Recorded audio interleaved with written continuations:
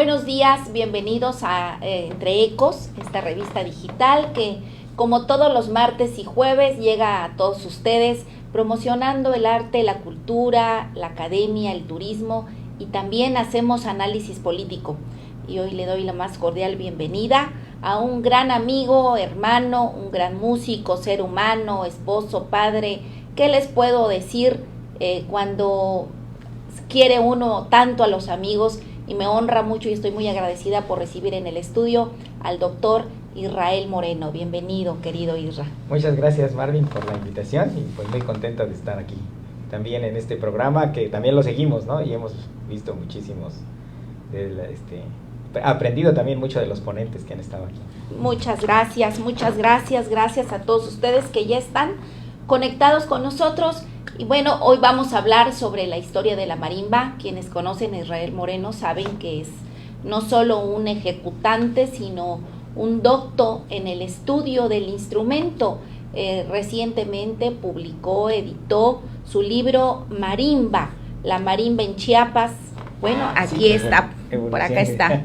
La marimba en Chiapas, evolución y desarrollo musical. Y bueno, sobre este documento importantísimo con referencias históricas, personajes, vamos a hablar en esta mañana, pero antes voy a darles una pequeña semblanza de la gran trayectoria de nuestro invitado. Israel Moreno es percusionista, arreglista, compositor, docente, miembro del Sistema Nacional de Creadores, heredero de tradición musical familiar, cuenta con una formación musical basada en la música tradicional, así como en la música académica. Su repertorio abarca los géneros de la música contemporánea o de vanguardia, el folclore y música popular de marimba, música popular, la música sinfónica y el jazz, ganando el primer premio como el mejor instrumentista de su generación en 1994. Se graduó con mención honorífica de la Escuela Nacional de Música de la UNAM, realizó su maestría en el Conservatorio de Ámsterdam, Holanda, y su doctorado en la Universidad de Música y Arte Dramático de Graz, Austria. Es también artista Yamaha desde el año 2012, de Elite Mallets desde 2019 y es profesor de la Facultad de Música de la UNICACH. Realiza constantemente actividades como solista en la marimba y el vibráfono, interpretando obras de diversos estilos, entre las que sobresalen un listado de repertorio comisionado a destacados compositores, así como sus arreglos y sus composiciones. Fue reconocido con la beca de creador escénico con trayectoria del FONCA, grabando 4 discos como solista, Ámbar Púrpura y La Encrucijada, con obras de compositores latinoamericanos. Colores de México, con sus obras para vibráfono, y Sonoridades de mi memoria, sus composiciones con cuarteto de jazz, además de su suite Los Parachicos para vibráfono solo y big band. Ha ofrecido conciertos, conferencias y masterclass en la mayoría de las universidades y conservatorios de México, así como en países de Latinoamérica, además de Estados Unidos, Bulgaria, Francia, Austria, Holanda, Alemania, España, Portugal, entre otros. Ha presentado como solista con la Orquesta Filarmónica de Querétaro, Orquesta Filarmónica de Boca del Río, la Sinfónica Carlos Chávez, la Orquesta Juvenil de Cámara de Rin en Alemania. Ha participado como percusionista en varias orquestas sinfónicas de México y Holanda, así como en ensambles de percusiones como Tambuco y Marimba Nandayapa. Diversos festivales en México, en radio y televisión, autor del libro La Marimba en Chiapas, y junto con Javier Nandayapa, que por cierto hoy está de manteles largos, le mando a Javier un gran abrazo y también a doña Maritere, qué alegría que estén festejando, muchas felicidades. Junto a Javier Nandayapa escribieron El método para marimba mexicana. Además es coautor de por lo menos otras 5 publicaciones. Es fundador y director del grupo Narimbo, con 4 discos a la fecha y con quienes ha ofrecido conciertos en festivales como el Festival Internacional de Cine en Cannes, el Outdoor Festival en el Lincoln Center de Nueva York, el Duke Ellington Jazz Festival en Washington, D.C., junto a Paquito de Rivera, Kennedy Center, el National Concert Hall de Taipei, y también en la FIC México, así como en varios festivales en México, Francia, Alemania, Bélgica, Ámsterdam, España, China, Corea, Sudáfrica, Mali, Kuwait, Qatar y Estados Unidos. Con el proyecto Pash Percussion han realizado 3 giras en Japón con alrededor de 25 presentaciones y clases magistrales, entre ellas en Toho Gakuen University, invitados por la maestra Keiko Abe, y una presentación en el Ginza Yamaha Hall, así como conciertos en España y Colombia. Y les digo, esta es una pequeña semblanza porque la trayectoria del maestro Israel Moreno, y además del grupo Narimbo que él ha fundado y creado, es muy amplia y nos representa a los chiapanecos, pero también a todo México en diversos festivales internacionales. Así que muchas gracias nuevamente, Isra, y pues platícanos por favor de este libro, La Marimba en Chiapas, y del tema que nos invita hoy Entre Ecos, la historia de la marimba.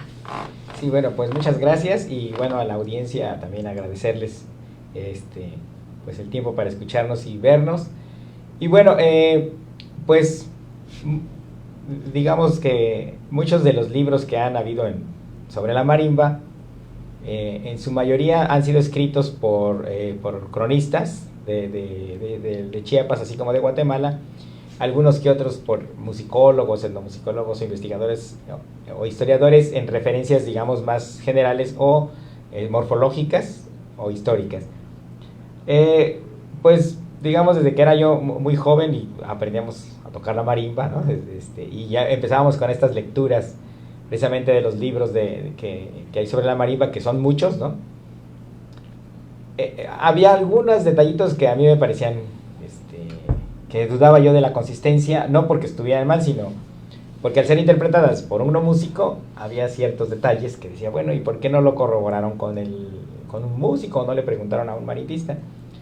Y entonces pues fui creciendo, digamos, pero ya lo que desató, digamos, mi interés fue ya en la universidad, precisamente en la Escuela Nacional de Música, que hoy es Facultad de Música de la UNAM, cuando además no solamente de que, bueno, teníamos estas lecturas o tuve acceso a estos libros, también, digamos que en el ambiente académico de los conservatorios, de las universidades en general, se tiene pues estas marimbas que conocemos que son de marca, ¿no? Que los resonadores son de metal, las teclas de madera y otras que son de algunos materiales sintéticos. Se interpretaba solamente repertorio europeo, japonés, o transcripciones de Bach, de música clásica, barroca, y había como un cierto menosprecio a la música de marimba mexicana. Era como que, bueno, no, pero eso no es importante aprender, ¿no? Esa marimba, hay que aprender esto que es, que viene de Estados Unidos, o son los libros que hicieron los franceses, etc.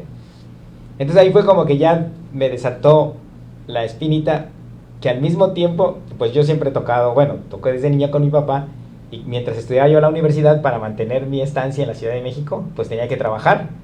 Entonces, yo tocaba en la marimba orquesta de mi tío Humberto Moreno, que él tuvo una marimba muy conocida que se llama la marimba Brisas del Grijalva en la Ciudad de México, y él pues siempre tenía trabajo todos los fines de semana. Algunas veces tocaba en la orquesta principal, y si no, pues tenía tanto trabajo que tenía 2 o 3 orquestas de marimba. Entonces a veces mi papá ya era responsable de una marimba, yo iba con otro grupo. Entonces pues estaba yo inmiscuido en esa experiencia constante de estar tocando la marimba todos los fines de semana. Entonces entendía, y al estar ya en la universidad empecé a comprender el lenguaje de lo que nos enseñaban en la universidad, aunque yo estudié música desde pequeño, pero ya digamos de una manera consciente todo el manejo armónico que enriquecía la marimba mexicana, en general, bueno, la chiapaneca, pero digamos en este contexto como estamos en la Ciudad de México. Y decía, bueno, ¿y por qué hay un menosprecio hacia la marimba de nosotros, ¿no? La marimba tradicional. Y ahí es donde ya empezó todo, digamos, esta espinita, que duró años al final de cuentas, porque entonces ya al ingresar a la universidad, prácticamente yo terminé la licenciatura e ingresé inmediatamente a la Unicash a dar clases. Así fue, digamos, tuve la suerte de que me ofrecieron, había la posición porque, ¿te acuerdas del maestro Jesús Morales? Claro. él era el profesor en la UNICACH, y en ese momento se iba a abrir la licenciatura. Entonces ya necesitaban profesores con el grado académico, y aparte pues bueno, yo he sido un poco inquieto, incluso fui integrante del consejo universitario en la UNAM y cosas así. Entonces cuando vine aquí a dar el curso, pues hablé también con los profesores, y vieron que también me interesaba conocer sobre planes, proyectos. Entonces me vine para que se fundara la primera licenciatura aquí en la Facultad de Música, precisamente porque el maestro Jesús se fue. Entonces yo entré e inmediatamente empecé a trabajar pues ya en esta, digamos, divergencia de los saberes tradicionales y académicos, leyendo estos libros, y así fue como se forjó la idea. Claro, pasaron muchos años, ¿no? Primero hicimos el método de marimba con Javier Nandayapa, donde vienen partes históricas, pero lo principal aquí era mostrar que en vez de aprender a tocar la marimba con los métodos franceses o con los norteamericanos, nosotros teníamos la responsabilidad de aprender a tocar la marimba, o sea, con nuestra música. No me refiero a la marimba popular tradicional, sino que la gente que estudia en una universidad, en un conservatorio, en cualquier parte de este país, deberían de aprender con la música de su país, ¿no? Y entonces, digamos que fue como el primer paso que se asentó. También, pues, como sabes, estuvieron los festivales internacionales de marimba. De marimba, donde también fuimos gestores, en cierta forma. Y al final, yo creo que todo esto se fue sumando, y ya el resultado, pues, tenía que ser, ahora sí, hablar de la marimba, desde un aspecto quizás un poco más crítico, ¿no? Decía, a ver, de todo lo que se ha escrito de la marimba, yo también quiero ahora, como marimbista, dar una versión, ¿no? de lo que está, de lo que bueno, es una investigación, pero finalmente es una tarea que uno cree, ¿no? En la que uno cree por sí mismo. Y empezamos a investigar, y este doctorado lo hice en la Universidad de Graz, en Austria, que además son muy rígidos, tienen una escuela de etnomusicología ya de muchas décadas, con mucho prestigio. Entonces eso me ayudó mucho a aprender bien toda la metodología, cómo eran los procesos, y además entrar a una crítica fuerte, ¿no? Con cada avance que yo tenía, y al presentarla en los coloquios o en los seminarios de doctorantes, y hablar de lo que pues se vienen las críticas. ¿Por qué opinas esto? ¿Dónde lo investigaste? Si es un documento que tiene respaldo, o está sustentado, o sea, todo. Pues bueno, es otra mirada. Hay gente que no le gusta, ¿no? Prefiere digamos, hasta lo han dicho, ¿cómo? Vox Populi, Vox Deus. Bueno, pueden creer en eso, ¿no? Pero también están los hechos, ¿no? Y lo que está documentado como patrimonio cultural. Entonces, digamos que el resultado de todo ese trabajo fue la investigación de este libro, pero además, a mi gusto, fue romper con también había, digamos, un aprendizaje no, me imagino que inconsciente, que se replicaba, que era dividir Guatemala y Chiapas. Entonces los guatemaltecos mucho hablaban de Guatemala, y los de Chiapas escribían sobre la marimba en Chiapas. Y aunque se hermanaban en cierta forma, porque por ejemplo César Pineda del Valle hablaba de cosas de Guatemala, y ahorita se me fue el nombre, creo que Carlos Asturias hizo una publicación en Guatemala donde adhirió toda la antología que hizo César Pineda, publicada en Guatemala, como para unir, ¿no? las visiones, pero seguía de todos modos trabajando en contenido por separado. Y entonces lo que hacemos aquí es unificar, porque al final de cuentas, hasta antes de 1821, pues éramos la Capitanía General de Guatemala. Entonces se debe de estudiar en conjunto el desarrollo de la marimba hasta esa fecha, como una sola, pues es más como el continente, ¿no? Como toda esta parte de los virreinatos que se fundaron o de las colonias que había en América. Entonces desde esa perspectiva tratamos de visualizar la historia de la marimba, del instrumento. Y ya después, ahora sí, a partir de que somos Chiapas, ¿qué ha sucedido con nuestro estado? Y ahí hablamos también de cuestiones sobre todo de los compositores, de los músicos, cómo se fueron incrementando, por ejemplo, el repertorio, ¿no? ¿Qué tocaban? ¿Por qué tocamos con 4 baquetas? ¿Por qué se improvisa? Todas esas preguntas que tenía desde que era un joven, pues empecé a tratar de respondérmelas. Hay otras que pues no se pueden responder, pasaron muchos años sin que... preocupados por tratar de demostrar que la marimba tenía un antecedente americano, y que no precisamente africano, Y en esa búsqueda pues se olvidaron de entrevistar a los grandes compositores, a los grandes marimbistas, se nos murieron la mayoría de ellos, no se documentó el repertorio. Y por otro lado, las casas disqueras, pues sí, tenemos un repertorio o una música documentada en audio, pero no hay que dejar de tener en cuenta que estaba limitada por los lineamientos de las casas disqueras, donde le decían, esta pieza tiene que durar 3 minutos exactos. Entonces, los músicos también estaban limitados en su interpretación, ¿no? Entonces, por ejemplo, si hay improvisaciones son desde 10 segundos, 15 segundos, 30 segundos, nada más se da a entender, es que ahí se improvisaba, pero uno va a una fiesta y las improvisaciones son muy largas, ¿no? Entonces, pues ahí se nos fueron muchos elementos que a lo mejor podrían darnos una visión todavía más clara de por qué la marimba es tan desarrollada en Chiapas, pero es que, créeme, ¿no? O sea, he visto marimbistas en todos lados, en muchos lugares, y la marimba aquí es de un muy alto nivel en la interpretación. Quiere decir que es una escuela específica que ha tenido muchas décadas de evolución y desarrollo para lograr el virtuosismo y la calidad de interpretación que se tiene hoy en día.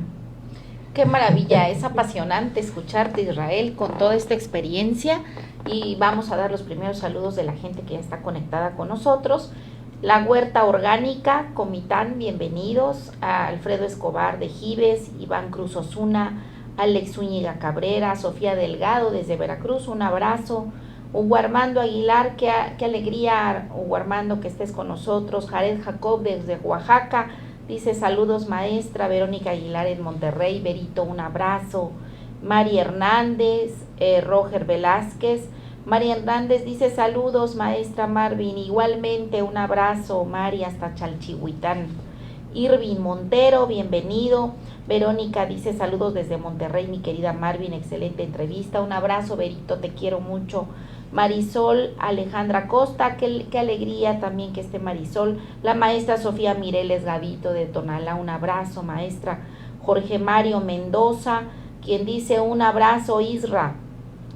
La maestra Sofía dice saludos, y también al maestro Israel, un abrazo también para usted maestra. Zoili García, Emiliano Jacome, Javier Javi, bienvenido. Iván Cruz Osuna, saludos maestro Israel. Pues muchas gracias. Recuerde que este programa es en vivo para que usted interactúe con nuestro invitado, le comente, no solo mande saludos, sino también pregunte sobre el tema que estamos tratando, y hoy estamos hablando sobre la historia de la marimba. Y en todo esto que nos acabas de comentar, Isra, sobre toda esta evolución, todos estos cuestionamientos, preguntas que tú haces, me llama la atención algo. Por un lado, dices, pues toda esta documentación de grandes marimbistas en Chiapas, pero muchos eran empíricos, ¿no? O la mayoría. Sí, la eran mayoría. muy pocos los que tenían documentación o academia en el tema de una formación académica de la música o específicamente de la marimba. ¿Qué te encontraste con todos esos cuestionamientos para responder tus preguntas de los grandes maestros en Chiapas? Sí, bueno, precisamente cuando yo me refiero a que no se documentó o hubo quizás no una prioridad en documentar a los músicos, no me refiero a que los músicos mismos documentaran sus procesos, sino que los mismos cronistas o historiadores estaban en una búsqueda de demostrar que la marimba tenía antecedentes americanos y no africanos, y aunque se oiga fuerte la crítica, y no atendieron a los marimbistas. Pues el marimbista es, al final, entendamos que la marimba en sí, si hablamos del siglo XIX, el siglo XX, más de la mitad del siglo XX, es un oficio, ¿no? Ellos no se consideran artistas cuando tú entras a trabajar a la marimba. Tú lo ves como un oficio porque es una manera de vivir. Claro, cualquier persona que trabaje en alguna actividad artística, que la inicia como oficio, después va descubriendo todas estas virtudes y esa pasión que genera, como por ejemplo la anécdota del maestro Danilo Gutiérrez, que desde chiquitito lo levantaban para que se fuera a trabajar y se dormía en los descansos, ¿no?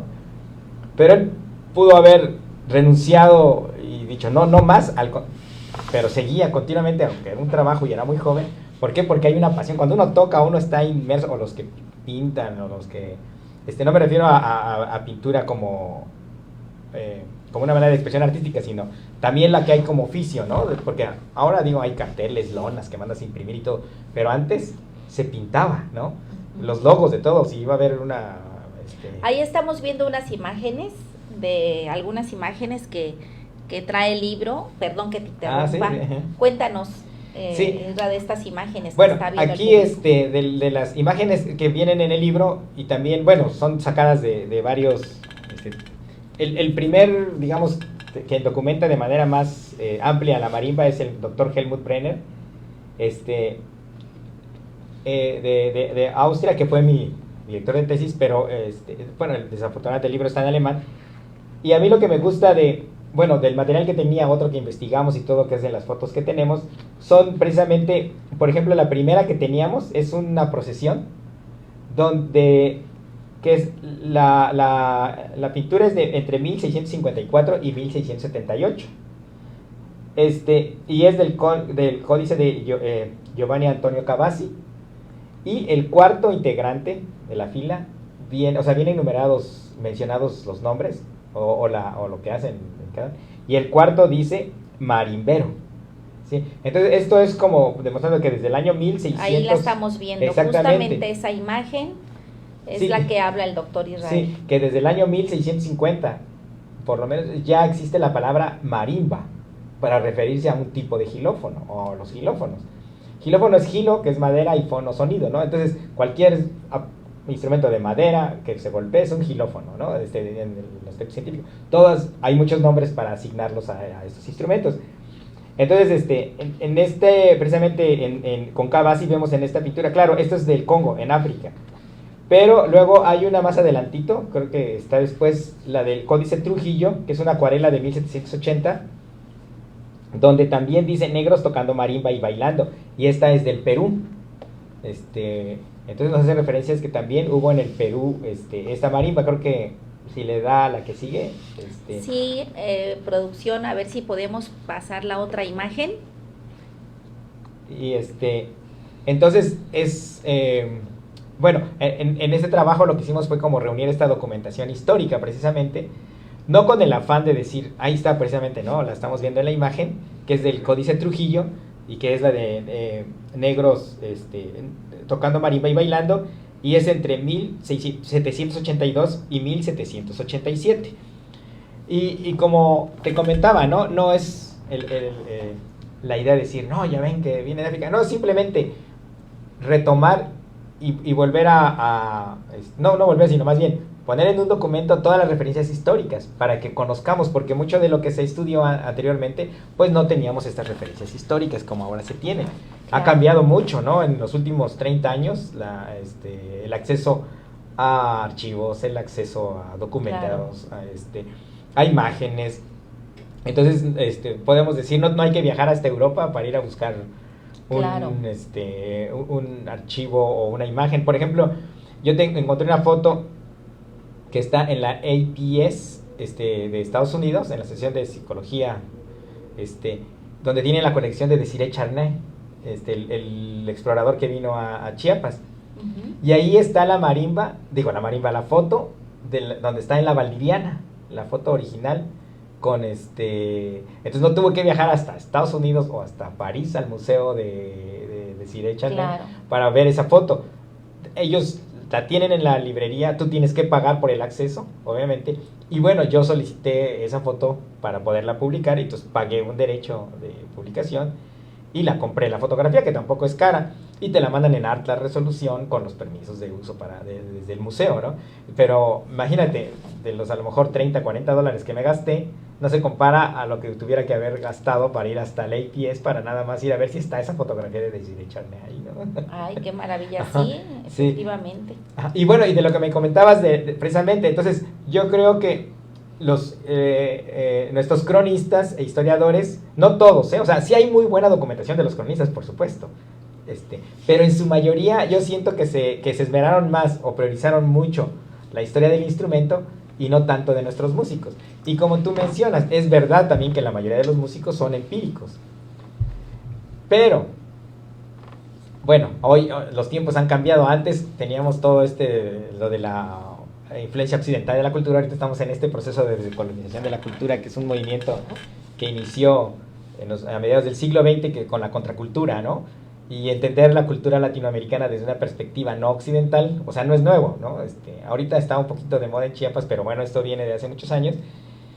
Y es entender que también lo que nosotros producimos o escribir la historia desde nuestra cosmovisión es importante, porque es otra parte o otra cara, ¿no? Entonces, en ese sentido, todavía nosotros estamos educados con que vale más el músico que sabe leer que el que no sabe leer música, ¿no? Incluso hay entrevistas, ¿no?, de maestros que conocemos, que no vamos a decir, pero marimbistas que sí leían, que decían a veces, no, pero ellos no saben leer partituras y nosotros sí. Y bueno, en el momento, pues en el contexto sí tenían digamos, un valor extra en el sentido de que podían abordar repertorios que a lo mejor los otros no podían abordar, o tenían un conocimiento de la música más amplio o más profundo que les ayudaba a tocar cierto tipo de repertorio. Pero hoy entendemos que también los otros músicos empíricos tenían otro conocimiento que iba hacia otra línea que también profundizaba, de cierta manera, que es precisamente la improvisación, ¿no?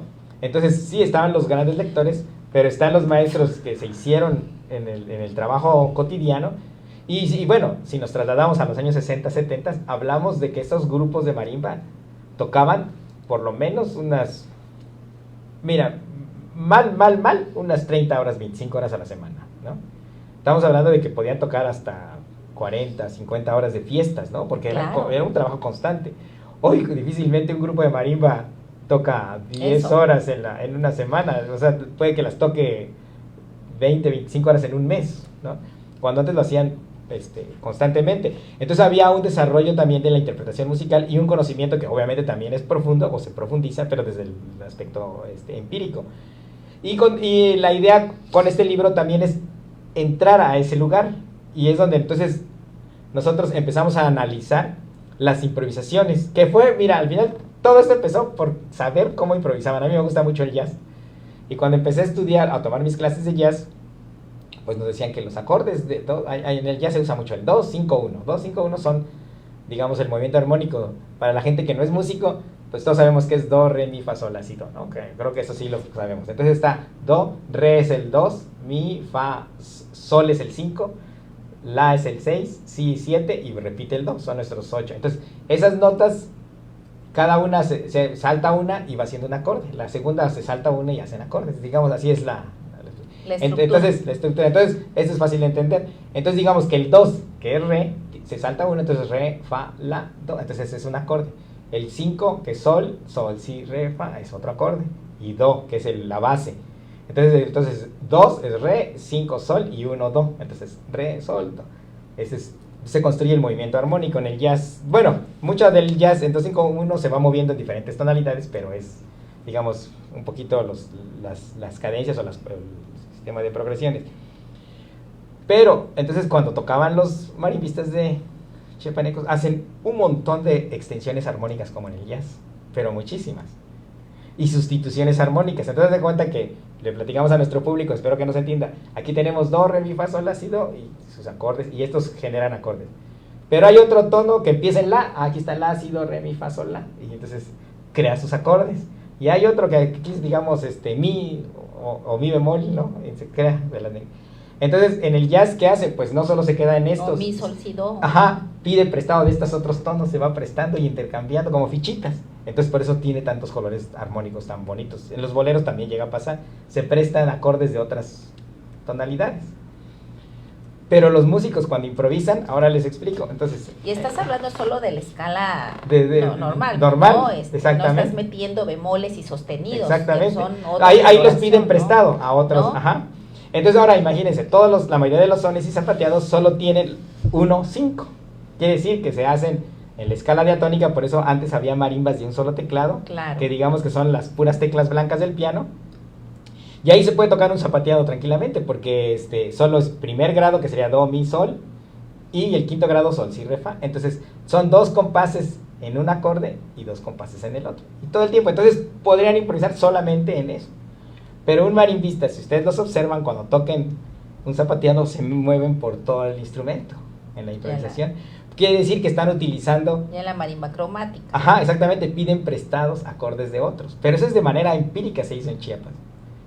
Entonces, eso era lo que a mí me apasionó demasiado. Creo que hasta lo expreso, ¿verdad? Cuando hablo de eso. Porque decía, bueno, ¿cómo? Yo tuve que ir a la escuela y me explicaron. Y dije, oye, pero mi papá, cuando solía eso, mi tío también, y todos los marimbistas del grupo, cuando voy y que van de solistas, hacen todo eso. Y no saben leer partituras. ¿Por qué, no? Entonces, ahí fue donde me nació esta pasión. Y digamos que ahí fue donde yo entré a investigar. Eso fue la puerta que me abrió a hacer mi tesis. Ya dentro del camino dije, bueno, pero creo que si lo va a leer alguien que no es de México, pues necesito explicarle también de la historia. Y fue donde dije, bueno, también voy a entrar a la historia de la marimba, pero lo voy a hacer como marimbista. Y desde esta visión donde Guatemala y Chiapas son un ente, son la Capitanía General, y después ya cuando Chiapas toma su propio camino. Porque Guatemala tiene muy buena documentación, hay muchos historiadores, entonces no me voy a meter a algo que ya que está, ¿no? Entonces sí quise hablar de la marimba desde otro momento o desde otra visión en Chiapas.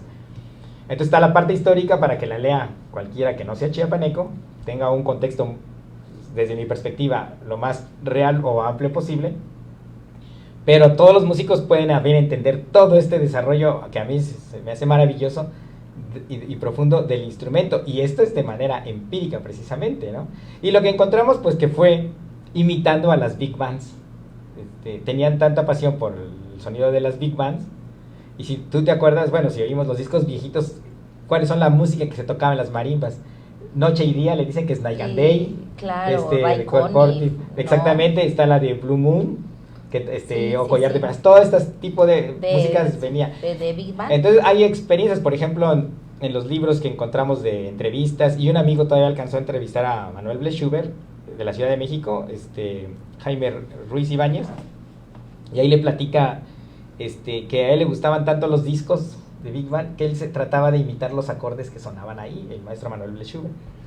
Entonces ahí es donde empieza toda esa búsqueda de colores armónicos. Y bueno, también tenemos a Carlos Tejada, que estuvo tocando incluso con la orquesta de Javier Cugat en Chicago y en Nueva York, imagínate, en los años 30. Entonces él regresa aquí en el 38 ya con un sonido de Big Band y colores de la Big Band, ¿no? Entonces todo eso lo plasman en la marimba, se les da y se va el desarrollo desde todo ese tipo de acordes. Y luego lo platicamos mucho con Alexander Cruz, que le hicimos el ratón, que suena mucho al piano de se utilizan mucho los acordes de sextas. No, ahorita se me fue el nombre, lo tenía antes cuando te mencioné, Alex, y ahorita se me fue por otro camino. Pero entonces ahí está como la esencia, ¿no? Principalmente. Y ya lo que hicimos también en el libro fue clasificar la improvisación en 5 tipos. O sea, hicimos una tipología que esperemos que ahora sea la que se utiliza, donde ya esté definida los 5 tipos de improvisación que hay en Chiapas. Qué maravilla. Pues tenemos más saludos, Iván. Bueno, Gamaliel Antonio dice: muy buena entrevista, saludos al doctor Israel.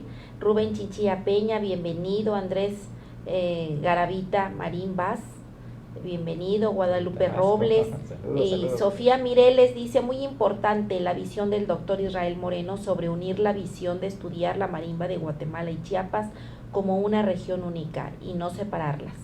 Rubén Chinchilla dice: saludos, buena entrevista al maestro Israel Moreno. Un abrazo, querido pastor. Andrés Garavia Marimbas dice: mi admiración para usted, doctor Israel. Irving Montero, saludos al maestro Israel. Freddy Martín Pérez, bienvenido. Gamaliel Antonio, aprovecho a preguntar sobre la evolución de la construcción de la marimba y la tela que va en los resonadores. Así es la pregunta. Bienvenida Sabina Betanzos. Marcelino Cruz, Alba Maldonado, un saludo y felicitaciones en términos de mantener la cultura y conocimiento por el maravilloso arte de tocar la marimba. Hace muchos años hice una tesis sobre las poblaciones del hormiguillo, Vladimisium dimorphantrum, en Chiapas, y encontramos que este árbol estaba en un gran riesgo y amenaza por el cambio de uso de suelo y sobreexplotación, y se estudiaron técnicas para producir en viveros. Entonces, hoy en día, marimbas tradicionales están en riesgo por la falta de maderas de hormiguillo. Sí, es verdad. Te pregunta. Sí, Bueno, si Bueno, quieres, ahorita ahorita va lo de la tela, lo de Gamaliel Antonio, que dice preguntar sobre la evolución de la construcción de la marimba y tela que van en los resonadores. La segunda pregunta es si está en riesgo la marimba por la falta de producción de hormiguillo. Josué Sánchez García, José Francisco González Pérez, David Vives, Juan Corso, Edson Jerónimo. Un abrazo, Juan, qué gusto. José Francisco González, saludos al doctor Israel desde Nayarit. David Saludos, Vives saludos. dice, saludos estimado doctor Israel, felicidades por todo el trabajo. Ahí están las dos preguntas. Sí, gracias. Bueno, de la segunda primero, sí es importante, ojalá la voy a buscar luego ya en la entrevista, a ver si la contacto para ver ese estudio de hormiguillo. Alba Maldonado, es la Alba esposa Maldonado. del biólogo Froilán Esquinca. Ah, ok. Y sí. Albita también Ajá. tiene mucho trabajo en ese tema. Sí, porque es el momento, bueno, hay que ver o buscar una propuesta para precisamente ver cómo se puede rescatar pues ahora sí que viveros o algo de hormiguillo. Yo he hablado con algunos constructores, lo que pasa es que también hoy en día son menos, ¿no? Ya hay muy pocos constructores, no se hacen la misma cantidad de marimbas que se hacían antes. Y bueno, tampoco, yo les he preguntado y ellos dicen que no tienen problemas para... O sea, es un poquito tardado a veces que conseguir la madera, pero sigue siendo, digamos, no una tarea titánica, sino solicitan madera, tienen sus proveedores y está ahí, ¿no? La madera. Pero también es verdad, como nos comenta, que sí, desde hace muchos años tampoco es tan fácil conseguirla como antes, ¿no? Que en muchas rancherías, en ciertas regiones, había árboles de hormiguillo. Entonces sí sería importante visualizar que se pueda rescatar o crear una política para el rescate del hormiguillo. Y también han hecho algunos constructores ya marimbas con otro tipo de árboles para sustituir al hormiguillo precisamente, como es el granadillo. Y hay una madera que luego si alguien nos puede apoyar para saber el nombre, incluso yo tengo una marimba de esa madera, pues le dicen zapaluta, como en Trinitaria, ¿no? Pero no sé cuál es el nombre científico de esa madera, ni exactamente cuál es, solo le dicen zapaluta. Y cuando uno la huele y la pesa tantito, se parece mucho al palo de rosa, pero no tan pesada. Entonces sí tengo la curiosidad. He preguntado, pero a los que le preguntan, pues zapaluta, me vuelven a decir. Entonces hasta ahí sigo en la incógnita. Pero sí es importante, ¿no? Averiguar, ¿no? También qué otro tipo de maderas. Pero además la crisis no solamente en la marimba en Chiapas, también es en las marimbas de marca de todas las compañías en el mundo. Tienen ahora muchos problemas para conseguir madera para las marimbas de palo de rosa. O sea que también hay una crisis en ese sentido. Y ahora son carísimas las marimbas de concierto, que se les llama así, o clásicas, que cuando costaban antes $12,000, ahorita una marimba de ese tipo vale $24,000 o $25,000. Porque ya los costos de la madera, sobre todo por los teclados, que ya se les hace muy muy difícil a ellos conseguir las maderas para los teclados de estas marimbas. Entonces, sí, luego me voy a poner en contacto. Sí. Y gracias por el comentario porque abre también otro caminito. Claro, claro. Sí. Y a Gamaliel sobre lo de la tela, pues precisamente en el libro que me gusta, de los resonadores que habla Félix, él es Félix Rodríguez, el etnomusicólogo, él hace un estudio de la africanía en las marimbas de Centroamérica. Y bueno, si uno va a África, pues todas las marimbas tienen también esta tela en los calabazos, ¿no?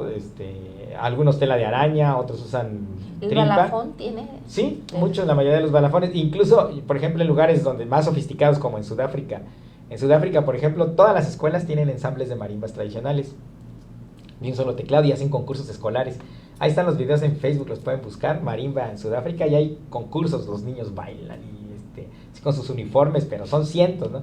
Y ellos en sus marimbas ya les ponen plástico, como de bolsita de plástico, con una liga, porque hagan de cuenta que sacan como una manguerita de los resonadores y ahí ponen la tela de la bolsa y una liga y resuena, entonces como las marimbas, como el mirlitón, por así llamarlo, ¿no? Y entonces, pues, de las fotografías que se han visto y de Guatemala, de que son de calabaza, tienen el orificio donde se coloca la tela. O la tela todavía de cerdo. Y hoy en día, pues, seguimos en esa dinámica, ¿no? Algunos, lo que sí hay tendencias, o como gustos por regiones, Por ejemplo, como en Guatemala, que es muy chiquito y muy apretada la tela. Ajá. Por ejemplo, eso tiene ese color. Sí, y al estilo de la costa, en Chiapas o Villaflores, que es como más abierto. Más abierto. Y más resuena más, ¿no? más. Porque es más grande el agujero. Y seguimos utilizando a la fecha tela de la tripa del cerdo. Que claro, también no está... Cada vez son más pocos las personas que se dedican, que trabajan la tela y también la cera para pegar la cera de abeja. Es cada vez más difícil conseguirla, ¿no? Entonces, siempre que uno sabe, ya hay cera, y ahí andamos todos corriendo. Y curiosamente, hace un año estuvimos en Costa Rica, y ellos también utilizan la tela para las marimbas y la cera, pero allá ellos como que la consiguen muy fácil. Entonces, no sé si tendrán productores o hay de ese tipo de abeja más común en ese lugar de la avispita, que produce esa cera, porque me acuerdo que estábamos tocando y tocó otro grupo fuimos con la marimba de la universidad, tocamos, y después tocó una agrupación de ahí, de Santa Cruz, que es donde hay muchas marimbas también en Costa Rica, y llevaban una bolota así como una pelota de cera, y nosotros, ¿de dónde sacaron las?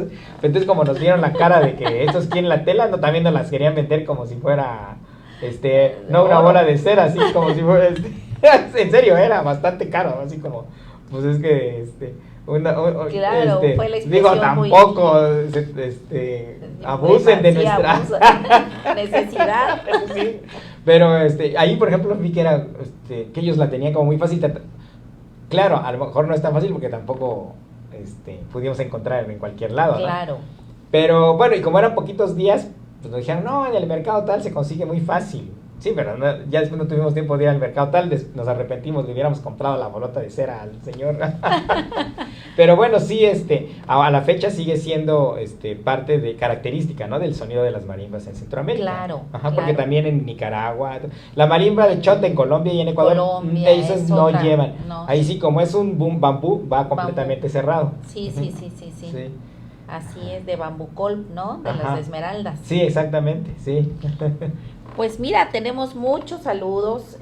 Pues muchas gracias por todos los saludos también. Los amigos que nos están viendo.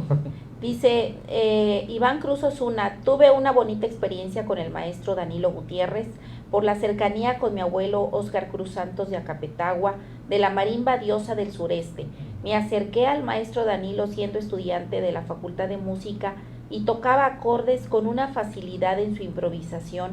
Le pregunté que cómo lo hacía o qué acorde metía y me dice, es que se escucha bonito, ahí está bien. Si le pego acá se escucha raro, entonces quiere decir que está mal. Me quedé toda la vida admirándolo simplemente. Qué bonita experiencia, Iván, que nos compartes. Lourdes García, Eric Ventuche Cuyán, bienvenido. Martelena Gordillo Castañeda, Juan René Flores, Juan René, un abrazo, hermano querido. Gamaliel Antonio dice, son las abejas meliponas que la producen la cera y en México uso de agroquímicos han disminuido su producción, sin duda. Muchas gracias por la información. Miguel Villatoro, Giovanni Castellanos, Miguel Villatoro dice saludos al maestro Israel y abrazo fraternal. Amiga Marvi, muchas gracias Miguel, un abrazo también para ti. Giovanni Castellanos, saludos al doctor Israel. Beto Nandayapa, bienvenido. Y bueno, pues aquí el maestro, el doctor Israel Moreno también es parte de la familia Nandayapa, porque veniste a Chiapas con todo esto que nos comentas, Israel, pero te embrujó Alejandrina. Sí, claro. Sí, que un abrazo para Alejandrina. Sí, y hoy es cumpleaños precisamente de mi suegra, ¿no? Sí, Marité Nandayapa. De hecho, estábamos allá con ellos en el desayuno y nos venimos a la entrevista. Sí, ya la felicitamos. ¿Y qué más podemos encontrar en este libro, querido Israel, que nos quedan 10 minutos para terminar nuestra entrevista? Bueno, ahorita quisiera, por ejemplo, lo que comentó Robert Palomeque. Qué gusto, Robert, que estés conectado con nosotros. Un abrazo hasta donde te encuentras. Sí, lo que platicó nuestro amigo Iván, es muy cierto. Por ejemplo, hay una anécdota del maestro Danilo, cuando era jovencito. Él le gustó mucho la película del Rey del Barrio de Tintán. cuando está bailando con la vitola, no sé si te acuerdas, Ajá. que le va despojando de las joyas Sí. en una escena, ¿no? Están bailando un mambo, ¿no? Y el pianista creo que es Bruno Terrazas. Entonces le gustaba tanto el solo, la improvisación que estaba haciendo el piano, que fue varias veces a la función para aprendérselo. Se volvió a formar y oía, quería aprender y lo iba a imitar a la marimba. Y si nosotros escuchamos los discos, de los primeros discos donde él improvisa los mambos, es mucho imitando el sonido del piano de Bruno Terrazas, que nosotros los músicos les llamamos una improvisación solamente en un acorde, que es el acorde de dominante, o que sería en el quinto grado, de lo que platiqué hace rato, ¿no? Entonces ahí se desarrolla toda esta improvisación, y entonces él buscaba esos colores, ¿no? Y como decía, aquí suena bien, y así fue como los músicos empíricos lo lograron, o sea, había una... ¿Cómo se llama este? Como un oído absoluto, ¿no? Bueno, de decir... aparte de que en Chiapas yo he conocido, más que en cualquier otro lado, músicos con oído absoluto. Pero además de eso, es como bueno, no soy especialista ni físico, pero bueno, hablando de cuando platicamos con amigos, hay como un conocimiento, bueno, ya son otros temas, no sé si hasta me veré un poco ahí loco hablando de esto. Pero al final de cuentas todo se construye, ¿no? Nuestro funcionamiento cerebral, me imagino, tiene una relación con la naturaleza, etcétera, etcétera. Entonces hay sonidos que obviamente son empáticos con nosotros mismos, ¿no? Y en esa búsqueda, supongo, o quiero creer, que en esta búsqueda de sonidos de empatía con uno, por eso se van encontrando, ¿no? Claro, y coinciden, también, exactamente, ¿no? Entonces coinciden que estos acordes que son funcionales en ciertas armonías, como en el jazz, también los músicos marimbistas imitando o buscando esa sonoridad, fueron encontrando también por empatía sonora estos acordes que son los mismos y que reflejan ese camino de desarrollo, que te digo es donde se profundiza el conocimiento empírico, porque al final de cuentas los músicos de jazz también son empíricos en su mayoría. Claro, allá la educación escolar les enseñan las notas más que aquí, Claro. pero es un conocimiento también empírico, ¿no? De aprender en los bares. Ellos lo hacían en los bares, en las fiestas, en todos estos bailes de jazz, aquí también, en cierta manera. Y bueno, perdón, y como me preguntabas del libro, bueno, está construido en dos secciones, ¿no? La primera es prácticamente la parte histórica, que digamos que es la mitad del libro, ¿no? Más o menos, todos creo que alcanzan a ver, esta primera mitad es toda la parte histórica. Hablo en una primera parte de la historia de Chiapas y Guatemala, muy breve, ¿no? No musical, sino lo que representa la anexión o la Federación de Chiapas. Luego ya un poquito hablo de los músicos y ya después de la música, de cómo emigraron nuestros músicos chiapanecos y fueron expandiendo la marimba a lo largo del país.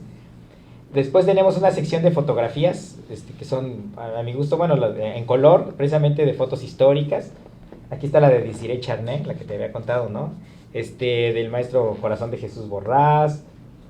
Otra agrupación muy importante, la agrupación de los hermanos Solís, que son los primeros en tocar música clásica y que además está documentado en el diario El Eco del 23 de julio de 1908, donde hace un resumen, una reseña Carlos Cuartero del concierto que tocaron el cuarteto de los hermanos Solís, de puro repertorio de música clásica. ¿Y ellos en dónde vivían? Ellos en ese tiempo venían de Estados Unidos, o sea, vivían aquí, son de Comitán, Sí, y se fueron a Estados comitecos tenían que ser. Se fueron a Estados Unidos y regresaron, incluso así empieza la redacción, ¿no? Luego dicen por qué los comitecos somos tan especiales, ahí está el origen de todo. Sí, y precisamente habla, ¿no? De que dice que el 18 de julio, ¿no? Hace referencia del concierto del 18 de julio, se presentaron después de sus éxitos en la Unión Americana, así del cuarteto. Y viene toda la descripción del concierto, ¿no? Este es el cuarteto Solís, creo que se alcanza a ver un poquito en las fotos. Y bueno, y ya la última parte es completamente, ya es más para los músicos, donde ya hablo de la improvisación, de cómo se fue tocando. Precisamente escribo en partitura muchas improvisaciones o partes de las improvisaciones de los grandes marimbistas de Chiapas, pero ya en escrito. ¿Por qué es la intención? Para que nuestros jóvenes músicos que ya no conocieron, por ejemplo, mira, yo tengo alumnos ahorita que nacieron en el 2004, Claro. 2005, ¿no? Y son jovencitos que están en la escuela, empezar. Ellos no conocen a Manuel Bleshuber, no, Claro. Quizás ya tampoco, nunca alcanzaron a escuchar a Danilo y todos ellos.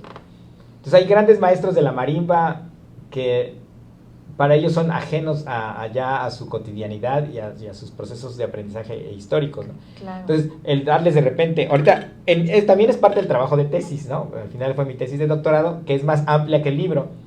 De ahí yo quiero sacar ahora un libro solamente con la parte de transcripciones de improvisación, para que los jóvenes aprendan cómo tocaban estos grandes maestros. O sea, me costó mucho trabajo sacar, escribir muchos solos completos o partes improvisadas. O sea, cuando están improvisando con las 4 baquetas, hacemos análisis, qué hacen, qué acordes utilizan, cómo hacen la técnica, cómo hacen el cambio armónico, etcétera. O sea, nosotros llamamos, me digo que vengo con tantas palabras, se me fueron ahorita los conceptos, pero entonces, ¿cómo hacen por ejemplo, cuando están intercalando los modos de una tonalidad a otra? Y para que ellos, los jóvenes, puedan tocar estas partituras y entender cómo tocaban, ¿no? Claro. Maestro. Y entonces tener parte del patrimonio histórico de ellos. Que además es documentar ese ¿sí? patrimonio. Y entonces que también no se pierda. Y bueno, no creo que se vaya a perder, porque sigue en evolución el desarrollo de la marimba y hay muchos jóvenes que tocan y la improvisación sigue adelante. Pero sí puede tomar otro curso, ¿no? Donde a lo mejor este estilo de tocar se puede quedar ajeno, no lo sé, no lo sabemos con certeza, pero puede ser desplazado por otro nuevo estilo. Entonces es importante que se retomen estos estilos en partitura, estén a la mano de los músicos y que puedan replicarlos y tocar, y entonces entender que estos estilos puedan tener al menos pues sobrevivencia o estar documentados o tener un futuro para otro camino de desarrollo. Claro. También, no sabemos, ¿verdad? Así es. Pues los últimos saludos: Genaro Olivera García, Juan René Flores, muchas felicidades, igualmente Marcos Arriaga, ay, qué lindo, papito, que estés por acá. Robert Palomé, que dice: abrazo de vuelta, saludos al doctor Israel Moreno, por favor, que no le falte su café chiapaneco. Rosa María Nandayapa dice: excelente. Gustavo Pastenes Gómez, de Chile, desde Chile. Daniel Balbuena, y Marcos Arriaga dice: felicidades, hijita, y un abrazo al maestro Israel Moreno. Un abrazo para ti también. Robert Palomé, que excelente trabajo. Ese libro ha sido una gran fuente para todos los que estamos realizando trabajos de investigación. Felicidades nuevamente por tan arduo trabajo. Que venga el libro 2, por favor. Alejandro Romero Sanabria, Alves Peña, Hilda López, Cecilia Nandayapa, Miguel Pavía, Álvarez del Toro. Ay, qué bien, Miguel, qué gusto verte por aquí. Arturo Tapia, Sofía Mireles, excelente charla, me encantó. Rudy Maza, ay, Rudy, qué gusto saludarte. Daniel Balbuena, saludos maestro. Amaury Ángel dice: saludos al doctor Moreno. Pues muchas gracias a todos ustedes que estuvieron en Entre Ecos escuchando esta charla sobre la historia de la marimba. Querido doctor Israel Moreno, muchas gracias por aceptar, y creo que nos quedamos cortos con 45 minutos de charla. Espero que no sea la última vez. Encantado, y muchas que gracias a la audiencia. Por favor nos permitas otra charla próximamente para continuar.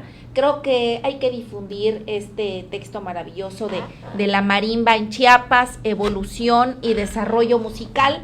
Este libro que pues ha documentado la historia de Chiapas en sus músicos, en su origen, en la relación con Guatemala, pero también en su nomenclatura musical para quienes son las nuevas generaciones que están tocando la marimba. Así que muchas gracias a todos ustedes, y muchas gracias a la producción que hace posible que Entre Ecos, a través de Ultimátum, llegue a todos ustedes. Muchas gracias.